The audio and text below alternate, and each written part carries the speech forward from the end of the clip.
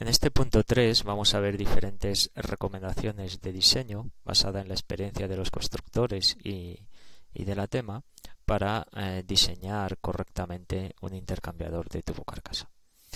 Comenzamos hablando de la ubicación de los fluidos. La ubicación de un fluido u otro por la carcasa o por los tubos pues depende de varios factores. Un fluido caliente, en principio, puede ir indistintamente por los tubos o por la carcasa, y lo mismo le ocurre al fluido frío. En algunos casos concretos, pues algún criterio de diseño nos puede ayudar a poner la ubicación de un fluido u otro en un lado del intercambiador. Por ejemplo, si tengo un fluido sucio, es recomendable que vaya siempre por los tubos, dado que el interior de los tubos es mucho más sencillo que por el exterior. Siempre, obviamente, seleccionando un tipo de cabeza en el intercambiador que permita acceder al interior para la limpieza de los tubos por el interior. Si tengo un fluido con una presión muy elevada y otro con una presión más baja, normalmente el fluido que va a una menor presión lo haremos circular por la carcasa para evitar el sobrecoste excesivo que tendríamos al tener que aumentar el espesor de la carcasa para que resista esa presión elevada. ¿Vale? Ya lo comentamos, que los intercambiadores, por ejemplo, de doble tubo, pues consiguen soportar mucho mejor la presión elevada con espesores de tubo mucho más pequeño, lo que los hace más económicos. Si alguno de los fluidos necesita un material especial, porque por ejemplo es un fluido muy corrosivo, pues obviamente lo hago circular por los tubos, porque si lo hago circular por la carcasa, tengo que construir de ese material especial anticorrosivo, y suponemos que caro, tanto los tubos como la carcasa, porque si circula por el exterior está en contacto con los dos.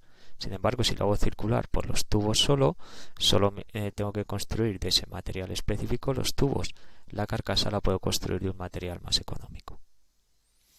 Y muchas veces no está claro o tenemos criterios contradictorios, pues se tiene que analizar las dos opciones. Estudiar cómo sería y dimensionar el intercambiador con un fluido por los tubos y luego lo cambiamos a la carcasa y estudiar las dos alternativas y en función de mis criterios de diseño elegir qué configuración es la más adecuada. No siempre sabemos o podemos saber de antemano cuál es la mejor solución para la ubicación de los fluidos en el intercambiador. Velocidades. Las velocidades mínimas de los tubos pues vienen normalmente fijadas para evitar un ensuciamiento excesivo, dado que a muy bajas velocidades pues los depósitos de ensuciamiento aumentan notablemente. Al aumentar el espesor de la capa de ensuciamiento, aumenta la velocidad del fluido y disminuye la transferencia de calor, como ya vimos en el tema de ensuciamiento. Consecuencias: pérdidas económicas por sobreestimación del área y menor producción, pérdidas energéticas por aumento de la pérdida de carga y pérdidas por aumento de los costes de mantenimiento y de la frecuencia y coste de las limpiezas. Una velocidad mínima recomendada por el interior de los tubos, aproximadamente 1 metro por segundo. No obstante, estos son unas velocidades orientativas, no unos límites estrictos, ¿de acuerdo? Si me sale una velocidad por los tubos de 0,8, 0,9 metros por segundo, no pasa nada, siempre que mi ensuciamiento prevea que no va a ser excesivo. Es una velocidad mínima orientativa aproximada. Velocidades máximas vienen impuestas pues por la erosión y la corrosión si no hay una pérdida de carga máxima que me restrinja todavía más esa velocidad máxima. Aquí tenemos algunas velocidades recomendadas dependiendo del tipo de material de los tubos para el agua. Un acero suave, acero inoxidable, pues están entre 3 y 4,5 metros por segundo, y para titanio, por ejemplo, que tenemos aquí, podemos llegar a alcanzar velocidades de hasta 15 metros por segundo. Son velocidades recomendadas para agua líquida.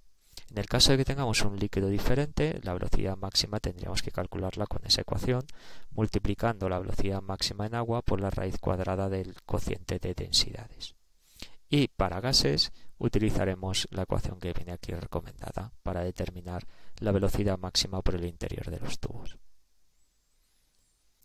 Las velocidades por las carcasas, pues una velocidad mínima también viene impuesta al final por el ensuciamiento, por tener bajos coeficientes de transferencia de calor y intentar optimizar la pérdida de carga.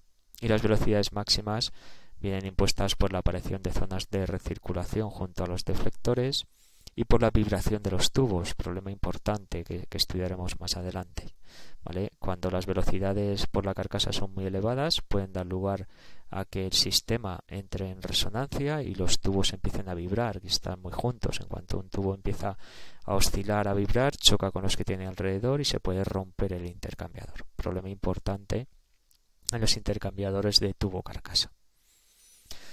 Como veremos, la velocidad viene impuesta fundamentalmente por la separación entre deflectores, con lo cual, jugando con la distancia entre deflectores, conseguimos aumentar o disminuir la velocidad del fluido que va por la carcasa.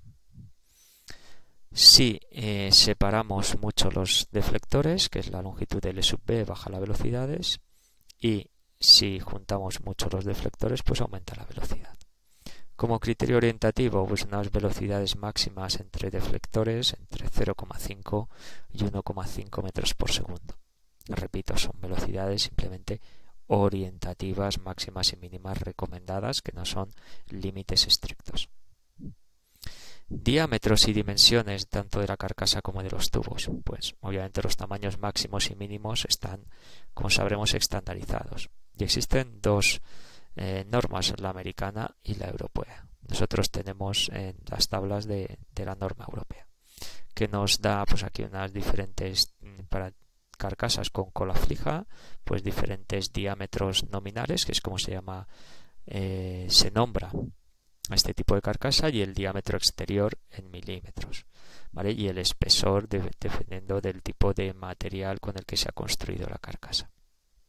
Tenemos carcasas con colas fijas y carcasas con colas flotantes que pueden tener diferentes dimensiones.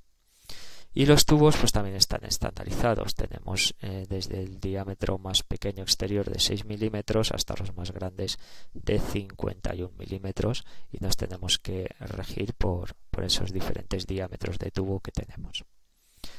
Combinaciones de diámetros de carcasa y tubos. Bueno, aquí en esta matriz se representa más o menos lo que al final en un buen diseño pues viene a dar lugar, y es que si me voy a diámetros de carcasa grandes, pues al final los diámetros de los tubos tienden a ser grandes también por el propio diseño del intercambiador. Lo normal es movernos alrededor más o menos de esta diagonal principal de esa matriz. Eso no quita que en algún caso particular pues me pueda salir a este cuadrado o a este otro. No pasa nada en algún caso particular, pero lo normal con fluidos habituales, con fluidos normales, es que en diámetros de carcasa muy grandes pues tiendan al final a utilizar diámetros de tubos grandes, y diámetros de carcasa pequeños pues tiendan a usar diámetros de tubos pequeños. Suele ser pues la tendencia natural en el diseño.